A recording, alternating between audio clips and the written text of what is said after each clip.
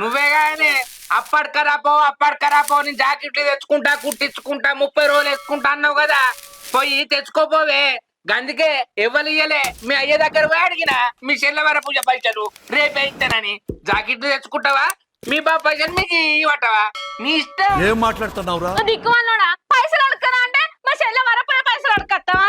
అట్లా అడగత్తే అక్కడ వరపూజ అయిపోదా? పోయి ఇచ్చిరాపో. ఇప్పుడు అర్థమైందానే మనం ఉన్నంతల్లే మెదలనే అప్పు తెచ్చుకుంటే ఎప్పటికైనా ముప్పు. ఏమర్థమైంది నీకు? మా అర్థమైంది. అప్పు తెస్తే ఎప్పటికైనా ముప్పు అని అర్థమైందా? అర్థమైంది కదా. అందుకే ఈ విషయం నీకు తెలియదని మీ బాబు దగ్గర వచ్చిన నీకు గంత పిస్తున్నానే. ఇంకో మీ బాబు పైసలు మీ బాబుకి ఇచ్చేది ఇచ్చిరాపో. ఇంకో 1,00,000 రూపాయలు లేపో నేను జాకెట్లు కుట్టించుకుంటా అంటావా? ఏమనంటి కుట్టించుకోవని కుట్టించుకోగానే అద్దంటలేను మన ఇల్లు వాటి తీరు కుట్టించుకోవాలి. విన్నావా? సరే గాలికి నిచ్చాన్లు వేయద్దు, ఆకాశాలకు కూడా నిచ్చాన్లు వేయద్దు. అర్థం